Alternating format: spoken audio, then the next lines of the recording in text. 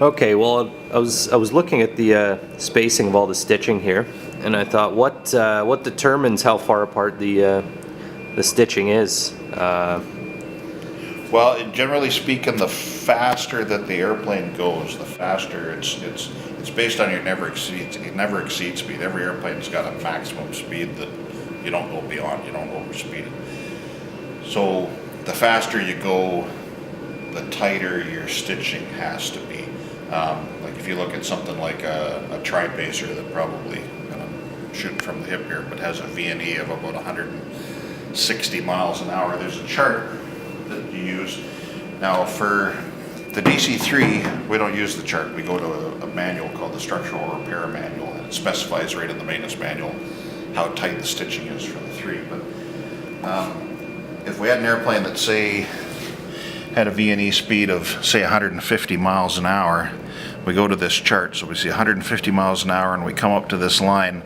Now this is the prop wash spacing. There's two spacing lines. There's prop wash spacing and there's a non-prop wash spacing. So your elevators, your rudder, anything that's going to be in the prop wash, it at 150 is going to be spaced about 2.5 inches apart. We can read that over here. Out on the ailerons for 150, you'd be spaced about 3.5 inches apart. So because the air out there is running over your aileron slower than it is your tailplane. That's a minimum spacing. You can always space tighter, and that's what they did with the DC-3. They spaced it pretty much at its minimum. There's really, the chart doesn't go tighter than 1 inch. There's really no advantage to it. So I suppose based on that, you could take this elevator out to about 400 miles an hour. The fabric would stay on it, which would be a good thing because it's probably been done sometime in the history of a DC-3. So that determines that. You just use the chart. Unless you use the chart, you'd use it for like a home built or an airplane that doesn't have any published data. DC-3 has published data, so we use that. If you don't have that, you can use this. If you were rib stitching a Depredussin or a Blériot or something, according to this thing, yeah, about 3.5 inches would be the.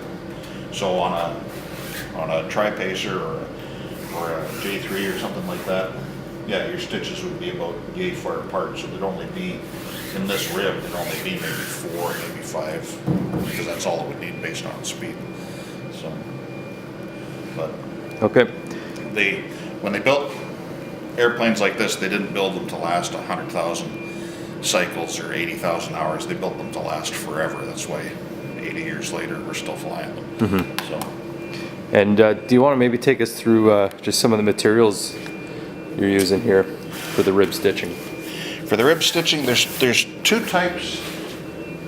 There's two types of cord you can use. There's round cord, and then there's flat cord. It's interchangeable. You use one or the other. If we were really being fussy, if we were doing this for a museum or something, I'd lace it with the round cord and I'd put anti-tear strips on instead of these adhesive tapes. But you have to do everything according to published and approved data. So this is actually to use Seconite fabric on this. This is actually an STC. So these materials are all part of that STC or approved in that STC. So you wouldn't lace an elevator with kite string. So if you were trapped on Gilligan's Island, you could, but so we use the manufacturer's approved, and this is a waxed cord. Like we said the other day, it's strong. It's very strong, and apparently if you're a mouse, it doesn't taste very good. So that's what we use for this. For putting it in, we've got a couple of different needles. This is what you do most of your work with, a curved tip needle for doing. This is the only way you can get underneath the fabric to do the hidden knot. If we were restoring something like a Fairchild 71 or a Fox Moth or something like that, we'd do it with the cord on top, if that's the way it was done. And then you could just use a straight needle. But sometimes, some places you still use a straight needle. Sometimes you'll have to get through something or around something. Like this is an elevator, so it's pretty straightforward. There's really nothing inside it. But if this was a wing for a Pitts or Joe's N3N or something, you could have a push-pull tube running through it or cables, and sometimes you have to rib stitch, not lace, or you have to be able to go around stuff. So there's I've got some curved needles. Some of this stuff, and some smaller needles, this probably looks like something out of your tackle box. So some of them come from aircraft supply houses, some of them come from just fabric stores, they're tailoring and dressmaking supplies and stuff.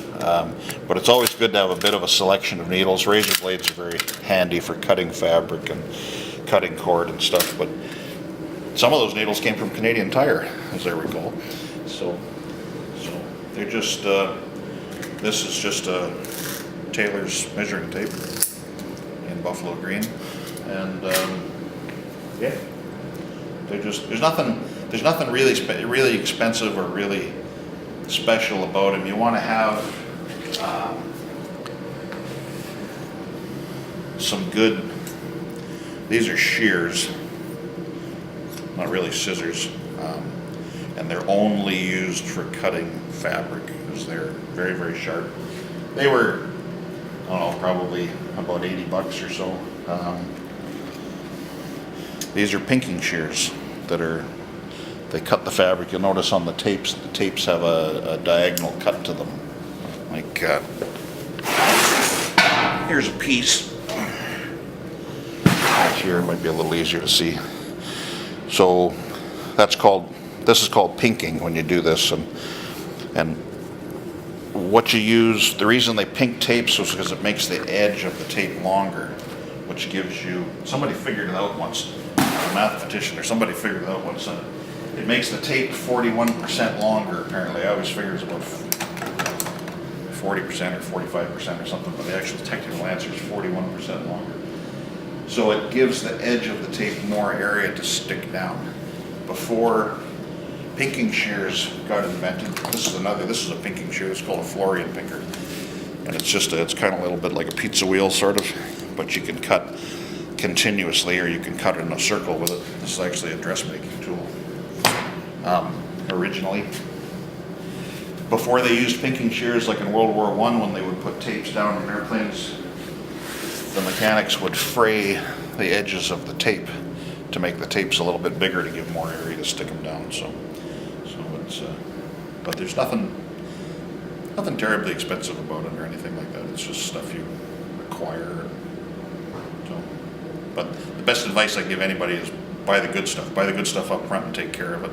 Because working with poor quality tools or dull scissors or something is just terrible. It takes all the fun out of it.